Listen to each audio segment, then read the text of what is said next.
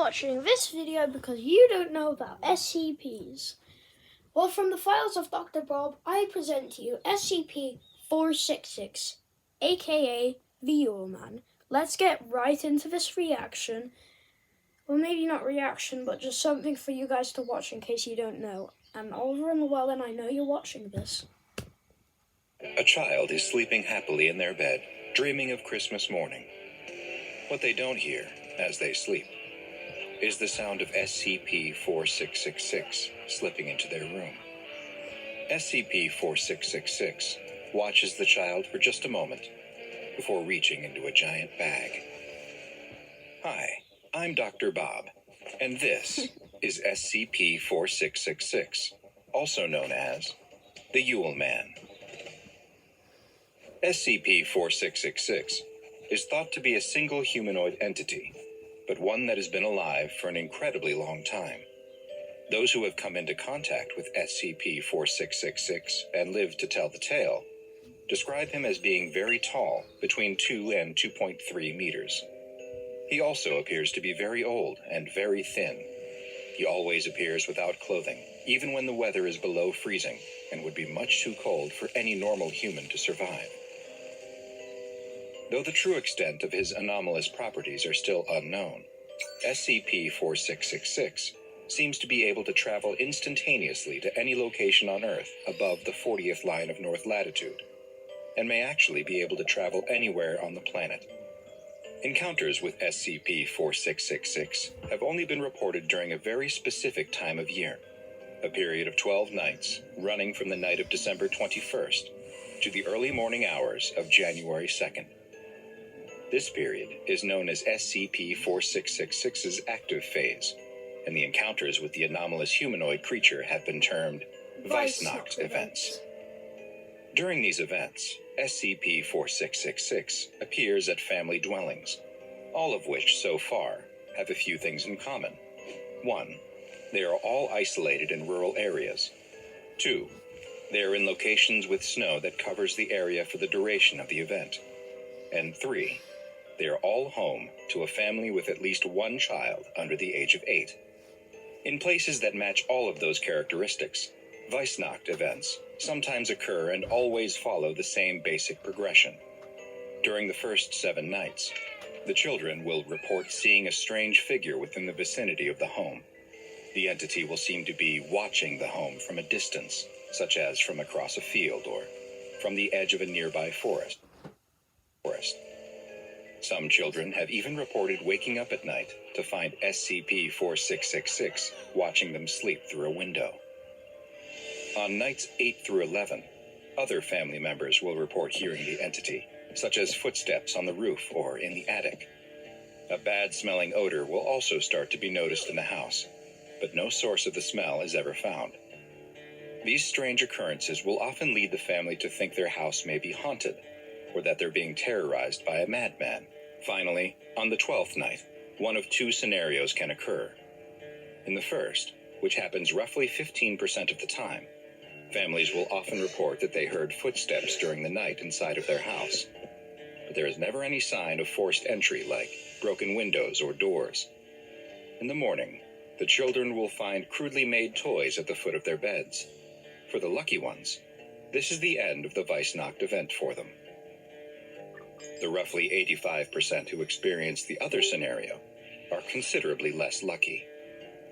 In the vast majority of cases, the 12th night is a horrible experience. SCP-4666 still enters the home on the final night, but rather than leave presents for the children, it incapacitates the family and moves them all into a single room, where it proceeds to kill them one by one in view of the rest of the family.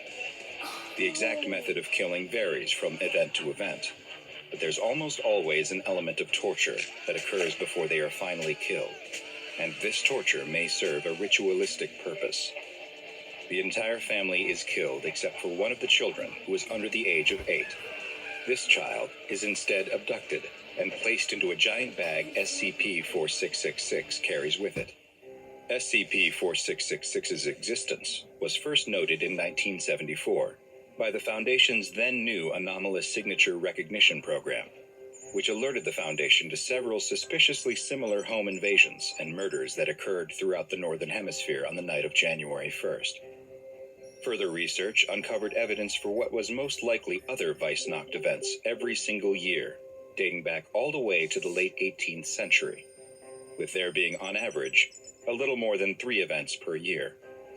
And there's even been evidence of references to what may be SCP-4666, dating all the way back to the 1st and 2nd century AD. Identical fingerprints have been found at all of the houses which match the conditions for Weihnacht events, and have been matched to a recovered partial print from all the way back in 1873. These fingerprints have characteristics that don't match any known human fingerprints, and the human-like white hairs that have also been recovered do not appear to contain human DNA, or any DNA at all for that matter. In the rare Weihnacht events where SCP-4666 does not murder the family and gifts are left behind, the gifts are anything but normal. The gifts, known as SCP-4666-As, appear to be made from the bodies of children that SCP-4666 abducted from other homes. In one case, from 2018, at the home of a family in Alaska, a life-size doll made from the body of a female child was left behind. The doll was wearing a dirty dress made from sewn-together rags that was in some places sewn directly to the skin. Her mouth had been sewn shut and painted red with human blood. Another child's fingernails had been glued over her own, and 3 fingers were missing completely. The scalp had also been replaced with another child's scalp and hair like a crude wig.